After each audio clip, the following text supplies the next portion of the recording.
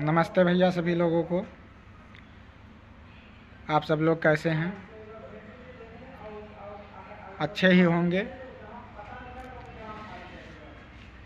तो आइए आप सबके बीच में आज चर्चा करें दया के बारे में, क्योंकि सारे गुण हों आपके अंदर और दया ना हो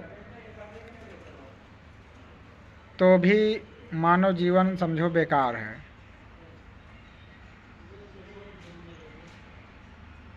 अगर आपके अंदर दया का भाव है तो आप कहीं भी रहेंगे, चाहे जहाँ रहेंगे, आप खुशहाल रहेंगे, आपका मान सम्मान होगा। एक जो है दोहा आया कि कोयल काको देत है, कागा कासो लेत, मीठी बचन सुनाए के जग अपनों कर लेत।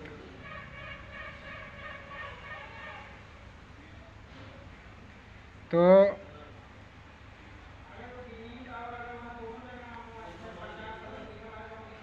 दया जो है का पहचान आपके वाणी से पता चलेगा।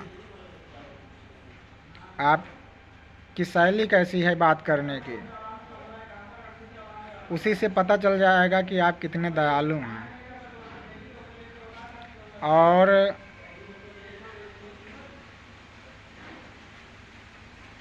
बहुत लोग होते हैं कि उनके अंदर जो है बनावटीपन होता है, मीठी मीठी बातें करेंगे, दयापन दिखाएंगे, लेकिन अंदर से छल कपट दोष क्रोध भरा पड़ा रहेगा। तो वह अपने जीवन में कभी सक्सेस नहीं होंगे, सफल नहीं होंगे। वह इसी तरह से अपना पूरा जीवन बिता देंगे और अंत में कुछ हाथ नहीं लगेगा। किसी कवि ने लिखा है, लेखक ने, ईर्षा तू ना गई मेरे मन से, ईर्षा तू ना गई मेरे मन से। तो जो लोग ईर्षालु प्रवृत्ति के होते हैं वह पूरे जीवन लोगों से ईर्षा करते रहते हैं और इसी तरह जीवन व्यतीत हो जाता है, पूरा बुढ़ापा आ जाता है, तहाँ तक भी ईर्षा उनके मन से नहीं जाती है और अंत में हाथ कुछ नहीं लगता है और ऐसे पूरा जीवन खत्म हो जाता है। तो हमको ईर्षा भी नहीं करनी चाहिए। जलन करने से, ईर्षा करने से अपना ही नुकसान होता है, स्वास्थ्य जो है बिगड़ता है और फालतू के टेंशन में रहते हैं। और जिसके प्रति ईर्षा जलन करते हैं उसका कुछ नहीं होता है। इसलिए हमको ईर्ष्या से भी बचना चाहिए। हम आज बात कर रहे थे दया के बारे में, तो हमको दयावान होना चाहिए। इस संसार में जो है धार्मिक मत में स्वर्ग और नरक का बड़ा उल्लेख होता है कि मृत्यु के बाद स्वर्ग होता है, मृत्यु के बाद नरक होता है। ये जो है सनातन धर्म में माना गया है, ग्रंथों में इसका उल्लेख आया है, स्वर्ग और नरक का। चलो अच्छी बात है स्वर्ग नरक के बारे में, लेकिन चाहे स्वर्ग नरक हो या ना हो, लेकिन हमें तो अपने आदत में सुधार रखनी चाहिए। मान लो स्वर्ग नरक नहीं है, तो जो हम जीवन जी रहे हैं इसमें गलत कार्य कर रहे हैं या हमारे जीवन जीने की शैली है जो गलत तरीके से है, तो कष्ट हम ही को उठाना पड़ेगा। और मान लो स्वर्ग नरक अगर हो तो हम गलत कार्य कर रहे हैं, तो इसका परिणाम जीते जी तो भुगतना पड़ेगा, लेकिन भविष्य में जब कोई दूसरा जन्म होगा तो जो एक शब्द होता है प्रारब्ध, तो ये पिछले जो है जन्म का पाप या पुण्य जो भी किए हो, ये आपके अगले जन्म में प्रारब्ध बनकर साथ में रहेगा और उसी अनुसार से कर्मानुसार से जो है आपको शरीर मिलेगी और उसी अनुसार आपको सुखों का भोग मिलेगा। अगर आप अच्छे कर्म किए हैं, शास्त्रानुसार मैं बात कर रहा हूँ, तो अच्छे कुल में जन्म मिलेगा, जीवन सुख संपत्ति से व्यतीत होगा। अगर बुरे कर्म में जो है बुरे कर्म किए हैं पिछले जन्म में, तो उसका परिणाम जो है आपको अगला जन्म में बुरा भुगतना पड़ेगा। ये तय है। संसार में देखते होंगे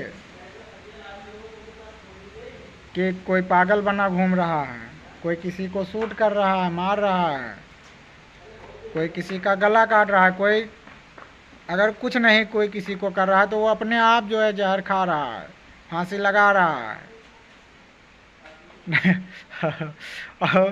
और अगर कुछ नहीं हुआ तो जो है अपने माता पिता की जो है संपत्ति को ही बेच रहा है। ये सब क्या है? ये सब प्रारब्ध है, ये पुराने जन्मों के कर्म है।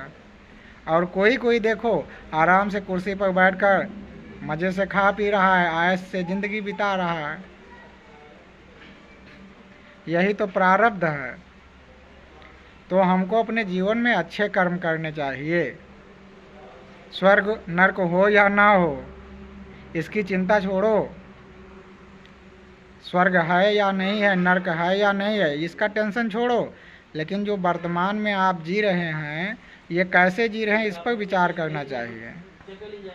अगर अच्छे कर्म करोगे परिणाम अच्छा होगा, बुरे कर्म करोगे परिणाम बुरा होगा। जैसे बल्ब है, प्लस का माइनस, माइनस का प्लस, अब कैसे जलता है? अगर उसी स्थिति में आप जो है तार को जोड़ेंगे तब जलेगा वो, और अगर गलत तरीके से जोड़ रहे हैं तो वो जलेगा नहीं, आप प्रकाश नहीं होगा। इसी तरह अपने जीवन में जब अच्छे कर्म करेंगे तो आपका जीवन प्रकाशित होगा, और अगर गलत कर रहे हैं तो अंधकार ही भरा रहेगा। मैं जो है अपने दर्शकों से, जो लोग मुझे सुनते हैं प्रतिदिन, उनसे यही कहना चाहूँगा कि आप मेरे विचारों को सुनें और उसका अपने जीवन में पालन करें। तो ये बात निश्चित है, बिल्कुल पक्का है कि आपका जीवन बदल जाएगा, सुखमय हो जाएगा, आप कष्टों से दूर हो जाएंगे और अंत में अगर स्वर्ग नरक होता होगा तो आपको स्वर्ग की प्राप्ति मिलेगी। ये बात तय है, पक्का।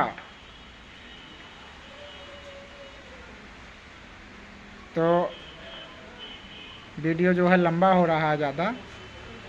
अगले वीडियो में हम फिर मिलेंगे, आपसे चर्चा करेंगे।